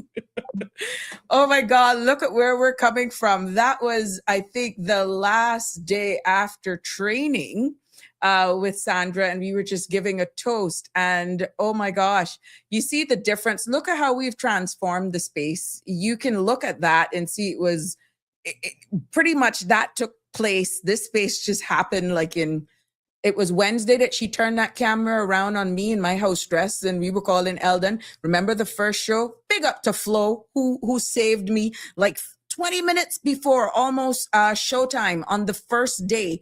I ran to Flow and they helped me out. They got me set up with my number because the phone that I had was not compatible with the board. And then, boy, me and Sandra, we ready to take calls, and we couldn't hear a thing. Guess what? At the end of the show, 2 dodos, we didn't plug in the phone to the board. Boing. But there we have it. And, it is memories like that, or experiences like that. We cannot. I big up Shaka Zulu. Jim, you see the love affair between Connie and myself and Jim. Jim left us. We see Marshall, and that's really love. That's really, really love. And we got the likes of Miss Rosie Banks. Hey, we got a plantation crew. Hey, Shelly Carey, you're going to be in the Cayman Islands for the new year. We're looking forward to you. We got our Australia crew that we want to thank you as well. We got our UK crew that we also are happy to have, Miss Lucille. And we got all of you guys over there that is so supportive. We even got persons in the region, like I think, was it Belize the other day? And we got some Barbados people as well. And I know we have a big group, thanks to Miss Donette with her family over there as they continue to rebuild and recover in Jamaica. We want to thank them for their support. They constantly tune in. But you, each and every one of you, I want to thank you guys. But for where we're coming from, and here we are. Remember those days when Sandra would pop in the background and she would frighten the bejeebers out of me? I would just see the screen and I'd be like, oh, you're there, you let yourself in. That is the power of this space. And, it is just, look at how, as Alfred said, it's now a space. It is a home for everyone, respectfully. And it's just not just coming on here and talking. It's having to speak with a purpose, having to educate, because I really, from the bottom of my heart, feel that if we can continue to grow this space, be less judgmental of each other, even if sometimes our views and perspectives may not align with each other, but you can allow yourself to see it from the other person's point of view, and we all agree to disagree, and we learn, and we meet a happy medium. Look here, nothing can stop us.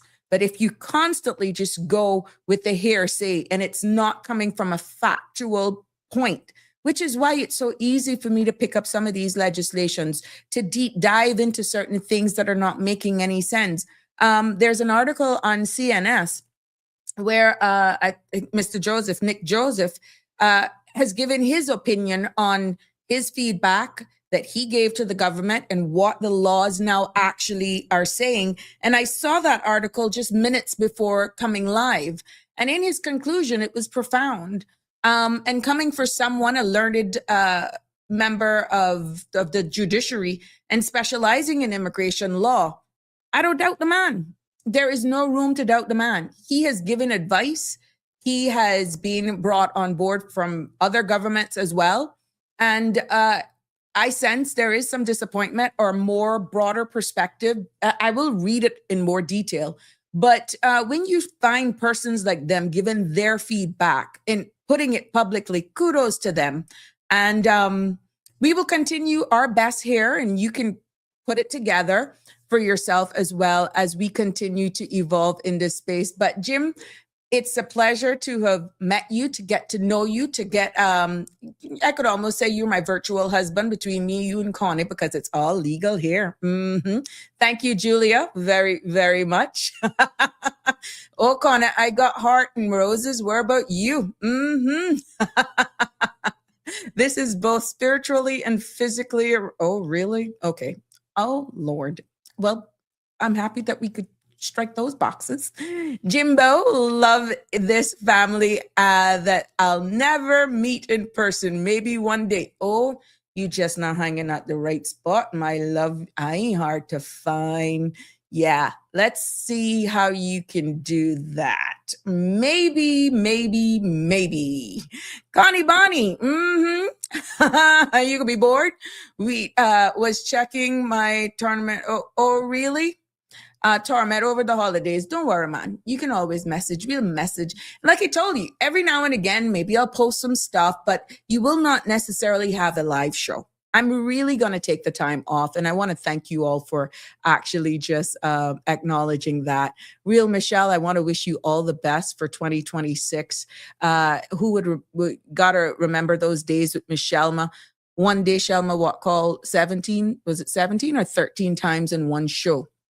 And it is those moments. And we remember that gentleman that called, and he actually blew me over when he said if the going to the HSA, they ask him for ID, he would give them his laurels. You know, it is moments like that that will last with you forever. And it came out just so candid, so organic, and we could understand it. We just, even though the topic was very serious, we understood where they were coming from. We didn't take it as disrespect. But that is what a family and a community like this does. And that's when you are very comfortable in your space. So Julia, from a comfortable, safe space. That's right. You're quite right. Jim. Yeah. You pack up the man, you let him go. And oh my God, now he's stuck with mama and you're not gonna get him. Hey, oh, Jim, see, even real Michelle says, count me in.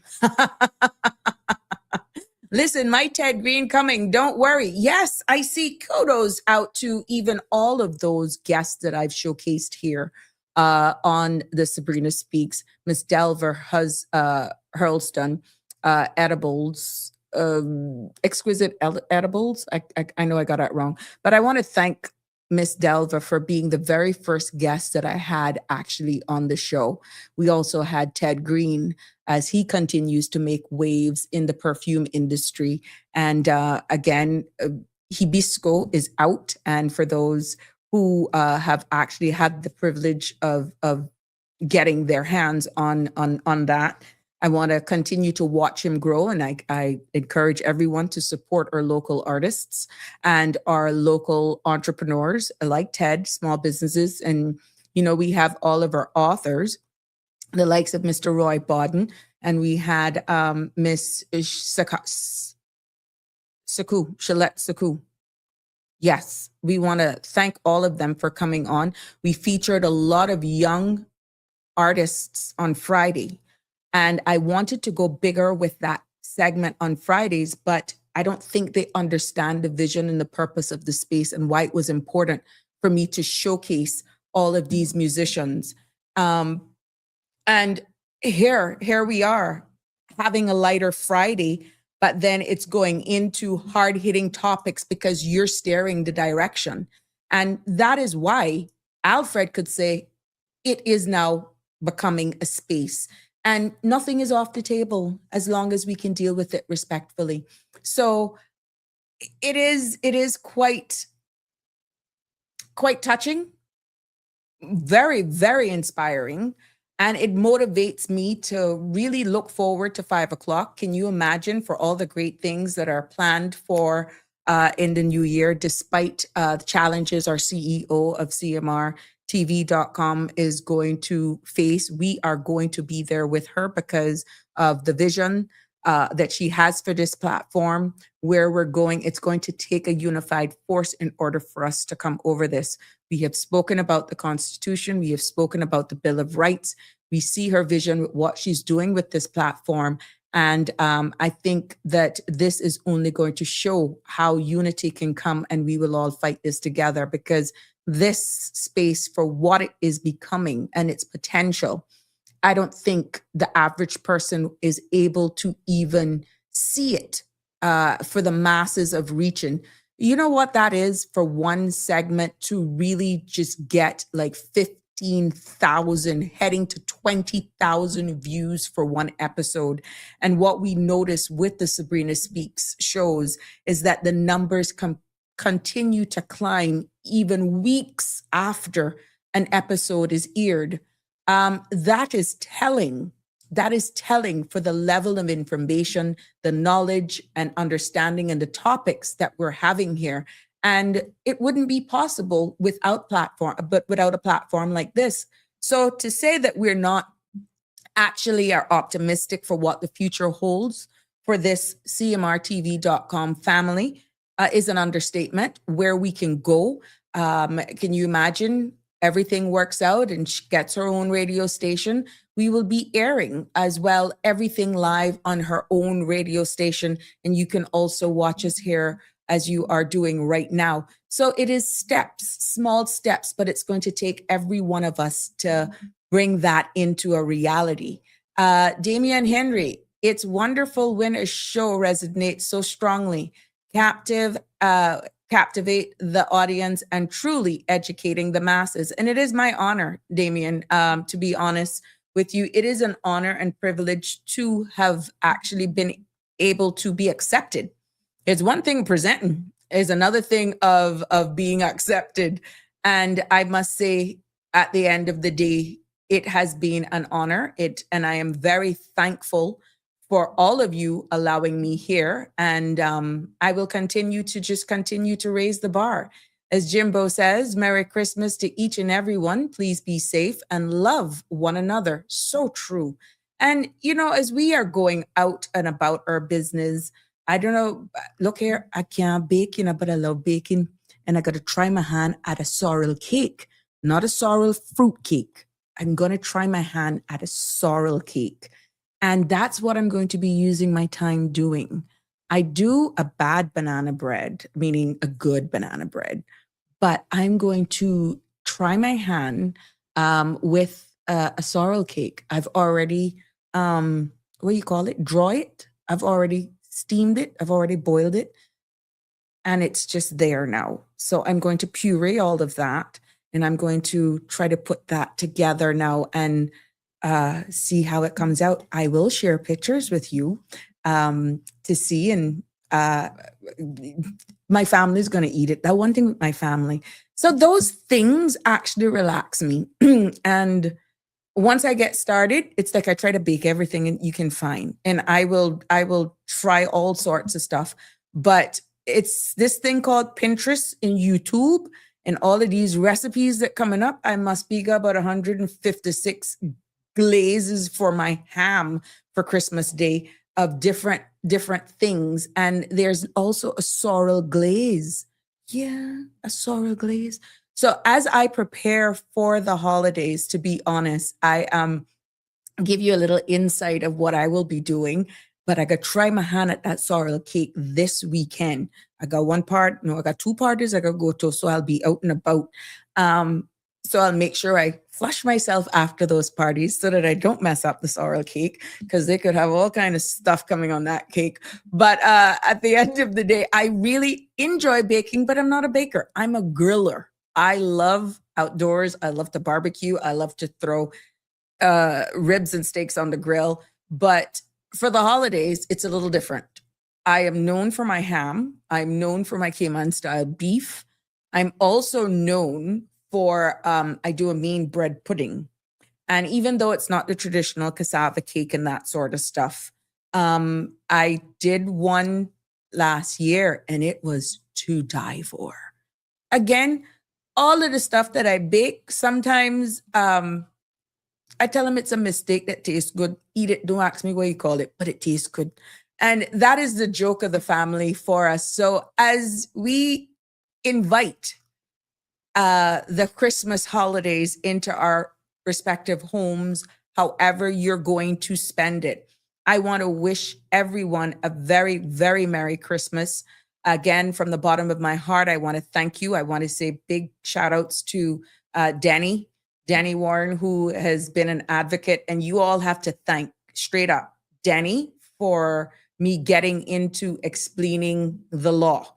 He's the one that pushed me to go into breaking down this immigration law. And now that law has led us into the Constitution, and we will continue. And I must thank him for everything that he shared. I have a schedule lined up for the new year.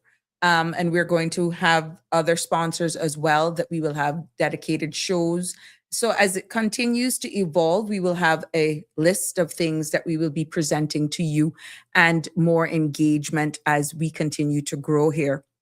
But kudos to Danny, wealth of knowledge, inspiration, and thought provoking. Oh God, he gives me something sometimes that I'm like, oh, what Dana coming with now?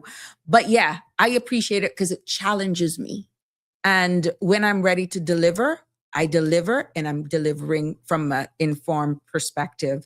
And to even Miss Lisa and Carrie over there in the BRAC, the Kim BRAC representative, we're going to do some more with people over there in the BRAC. I know great things are happening with the youth as well. That is not, we don't want to say that they're overlooked, but I want to do a lot more in incorporating the sister islands. We know that the Spot Bay Committee is hard at work, and I see them out there giving out the gift baskets to the seniors in Spot Bay. And congratulations to that team who continues to grow and doing all of the great things there for the people of Kim and Brack East. And Jason, Liz, I could get in trouble because I don't have all the name. I won't say China, but you know who I'm talking about.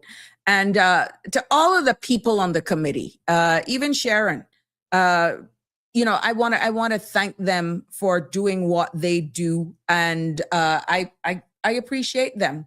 Being someone with close and strong Kim and Brack ties, it means a lot for what you do for the people of Kim and Brack. They clean up the park right there next to Sharon, and they just go out, and Santa Claus, they have their big events at different times during the year. That is what motivates me, and it's that civic duty. Becoming involved in a community is what got me into politics. But oh boy, I should have stayed where I was. But no. That's an unfair statement. What I've learned during my time, and I have to give thanks for that. I want to give thanks to the people of Prospect, who even to the second continue to support me. I want to thank them for giving me that opportunity, because of that opportunity in 2021 is why I'm here today. I'm able to continue to contribute to society in a balanced approach, nonpartisan, and have the experience of being a minister, now coming in this space, in this platform, in order to educate you. And I have always been honest, I have always been upfront, and you will get no less from me. And I just want to publicly thank them again, which I've done numerous times before. Thank them for giving me that opportunity. A new chapter has turned, and I've embraced this. And no, not 2029. Not ever. I'm fine where I am. Whatever the Lord has in store for me, but politics is not in my lens whatsoever. I'm here. So thank you for all the encouragement. Thank you for all of you who are even trying to say, it's still a little bit thing. We'll get back to you in 2029. No, respectfully, thank you, but no thank you. For what we have built here, what we're continuing to build here, I appreciate that. But it is opportunities and groups like the Spot Bay Committee that has gotten me that recognition. And no, I just love it here. But kudos to all of those persons who give selfless, who recognize the seniors in our community, who recognize the vulnerable. And it's spaces like this where we advocate for legislative change. One of the things I wanted to ask Mr. Balika, which I think he alluded to without being prompt, if he was a part of this administration, what would be some of the laws that he would try to actually get updated into this term, bearing in mind April 1 year would already be gone. So technically, this administration, remember it's a 4-year term, April 1 year will be gone. You only got like a year and a half before to really get some work done. But it would be interesting to know what pieces of legislations that comes to mind that he would want, that the people of Cayman would feel, okay, this is a solid piece of legislation that you know would benefit me, that makes me feel a part of Cayman. And Yeah, it would be interesting to see where that is. But I'm very optimistic for 2026. I'm really looking forward for the continued work that we're doing here on this platform and definitely through this show. Real Michelle, I've said it before, I'll say it again.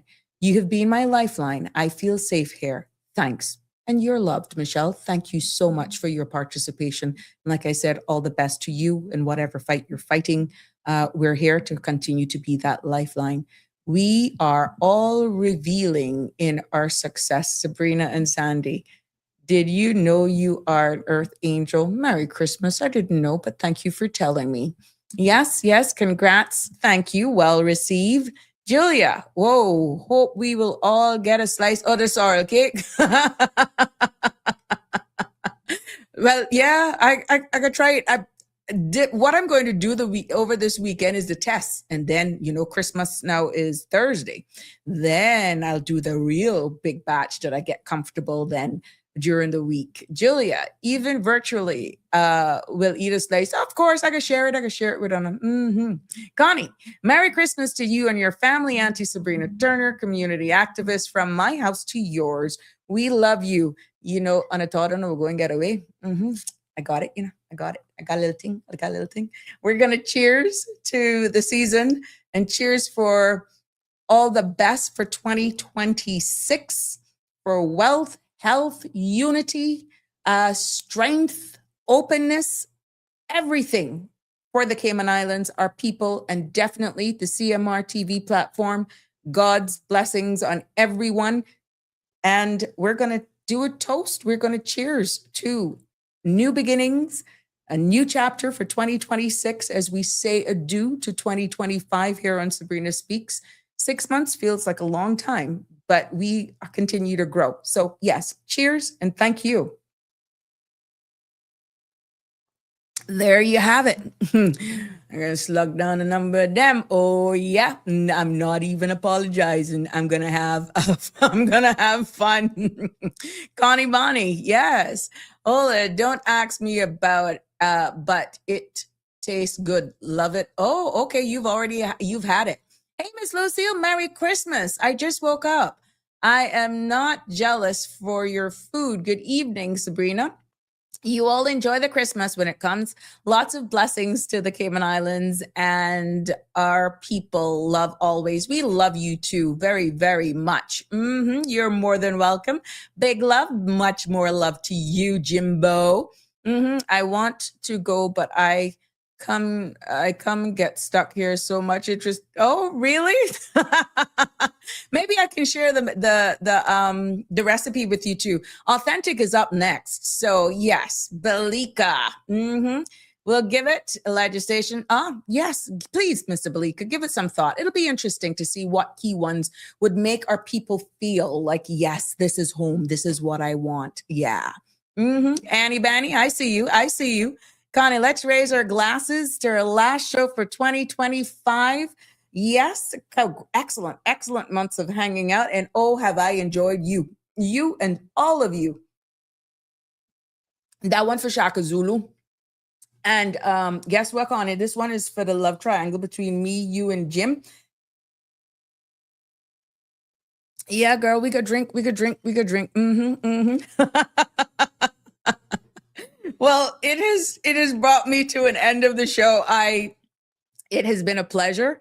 Thank you so much. Please continue to tell people to like, subscribe, and share this channel as we continue to grow here. Because if I just pop up, you see, you Connie. If I just pop up randomly, it wouldn't be a scheduled program, and that would be only on my handles. So you look for Sabrina Turner, community activist, Facebook page, so that every post I post, you can see it. And also, I'm not so sure about the lives, but maybe who to tell. Yeah, Jimbo, that's a great 3-way. Oh, I love the way you think, Jimbo. Oh, yeah. Mighty God. You something else, Oh, my God, that man is something else. Connie, you are trouble. You trouble. Happy holidays to everyone. And honestly, God bless each and every one of you. Please don't forget to go check Edward down at International Lighting for those bedspreads. And, I want to thank each and every one of you for being part of this journey with me. I want to thank you all for your calls, your comments, all of the great energy that we're feeling here. This show will not exist without you. And you made Sabrina Speaks more than a program. You've made it a community, as Alfred said. And from all of us here at the CMR family, definitely from the Sabrina Speaks, for an unforgettable 6 months. I'll see you in 2026. And until then, be festive, be fearless, keep the conversations alive. To you, love you lots. God bless and take care until January. Merry Christmas. Happy New Year. That's a wrap for today's edition of Sabrina Speaks. Thank you for tuning in and for being part of the conversation. Remember, the dialogue doesn't stop here. Stay engaged, stay informed, and most importantly, stay empowered. We'll be back tomorrow at 5 p.m., same time, same place, right here on CMR TV and radio, where your voice matters and your truth is heard. Until then, K-Man, take care of yourself and each other. That's it for today's edition of Sabrina Speaks, where your voice matters, your story counts, and your truth is always welcome. Join us weekdays from 5 until 6:30 p.m. right here on CMR TV as we dive into the topics that matter most to you. Catch the show live or on demand at cmrtv.com. And don't forget to follow us on Facebook, YouTube, and Instagram so you never miss a moment. Until next time, stay informed, stay engaged, and always speak your truth.